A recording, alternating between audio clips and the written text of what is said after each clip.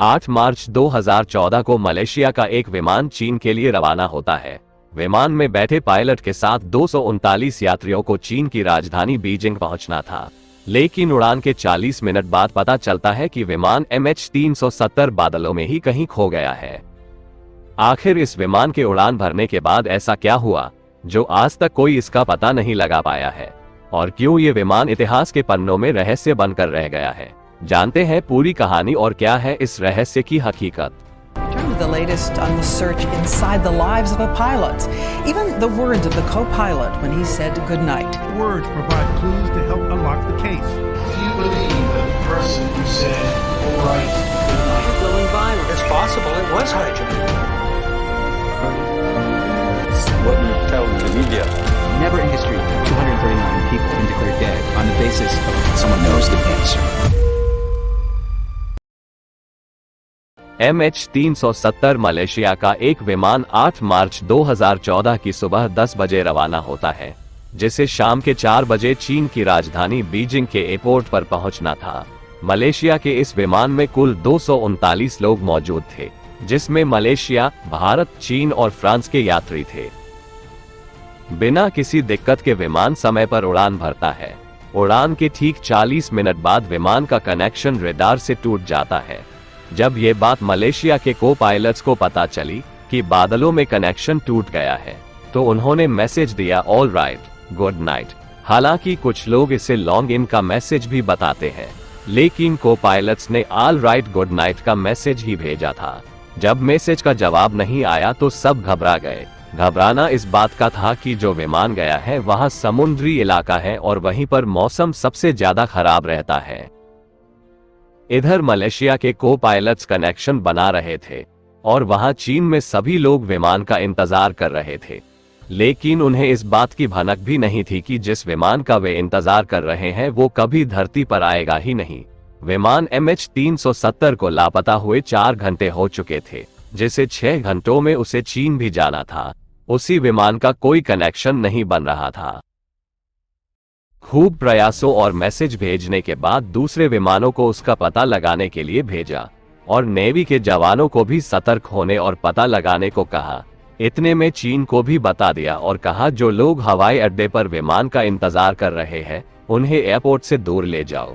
तो सभी लोगों को पास की होटल में बैठा दिया और पूरी बात बता दी। जो मलेशिया की जल सेना और वायु सेना विमान का पता लगाने के लिए गई थी, उनके हाथ भी कुछ नहीं लगा। फिर महासागरों की ओर पता लगाने के लिए जल सेना गई, क्योंकि उसी इलाके में ठीक 1 साल पहले यानी 26 मार्च 2014 को चीन का एक विमान भी लापता हुआ था। विमान का पता लगाने के लिए मलेशिया ने अलग अलग जगहों पर नेवी के जवानों को तैनात कर दिया और MH370 का पता लगाने के लिए फ्रांस और ऑस्ट्रेलिया भी मलेशिया के साथ जुट गई। कुछ हफ्तों तक ये सिलसिला ऐसे ही चलता रहा। विमान के लापता होने के 16 दिनों बाद फ्रांस और ऑस्ट्रेलिया ने भी हार मान ली, क्योंकि उन्हें पता चल चुका था कि MH370 मिलना अब नामुमकिन है। 28 मार्च 2014 यानी घटना के 18 दिनों के बाद मलेशिया की जल सेना हिंद महासागर की तलाशी करने के लिए गई।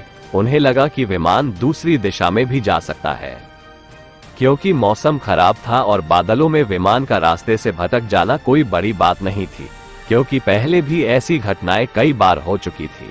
हिंद महासागर में विमान का पता लगाने के लिए रेडार ट्रैक की मदद ली गई। रेडार ट्रैक से पानी में मौजूद मशीनों का पता आसानी से लगाया जाता है। इतने दिनों में मलेशिया के ऊपर काफी दबाव आ चुका था, क्योंकि उन्हें लोगों के सवालों का जवाब भी देना था कि विमान कहां और कैसी हालत में है। विमान का पता लगाने में मलेशिया को ज्यादा समय लग रहा था। काफी दिन बीत चुके थे, फिर भी मलेशिया ने हार नहीं मानी और विमान का पता लगाने के काम को जारी रखा और पता लगाते लगाते हिंद महासागर के दक्षिणी हिस्सों में आ गए। हिंद महासागर के इन किनारों से थोड़ी दूर नेवी के जवानों को कुछ ऐसा मिला जिससे वो हैरान हो गए। उन्हें वहां पर एक विमान के कुछ टुकड़े मिले। समुद्र के उस हिस्से में उन्हें कुल 18 टूटे हुए टुकड़े मिले थे।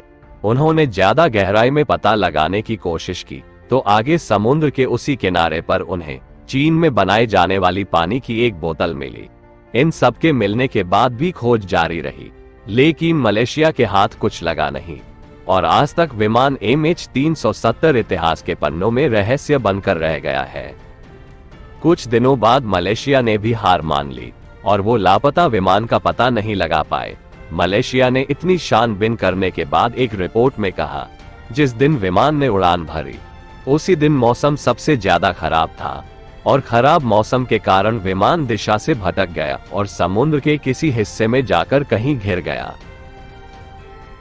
दूसरी रिपोर्ट में कहा कि विमान को लाइटिंग पावर के जरिए भेजा गया था, इसके कारण भी विमान में तकनीकी समस्या आई होगी और वो चीन के एयरपोर्ट पर पहुंचने से पहले ही बादलों में ब्लास्ट हो गया होगा।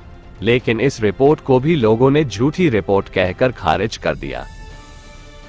तीसरा और सबसे बड़ा कारण बताया जाता है, जो विमान लापता हुआ है उसके पायलट जहरी अहमद शाह थे और उन्होंने अपनी आत्महत्या करने के लिए विमान को समुद्र में घिरा दिया होगा। ऐसी रिपोर्ट और बातों से लोगों की नाराजगी बढ़ती ही जा रही थी। मलेशिया ने अपनी लास्ट रिपोर्ट में कहा, विमान MH370 का लापता होने का कारण है विमान का हाईजैक हो जाना।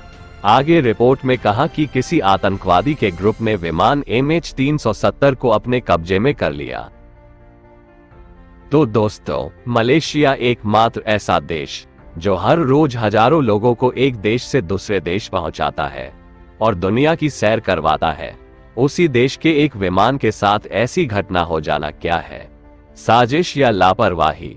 आज तक इस विमान का कोई पता नहीं चल पाया है और शायद ही आगे पता लगेगा। आपको क्या लगता है? हमें कमेंट करके जरूर बताना और वीडियो को लाइक करके चैनल को सब्सक्राइब जरूर कर लेना। जय हिंद।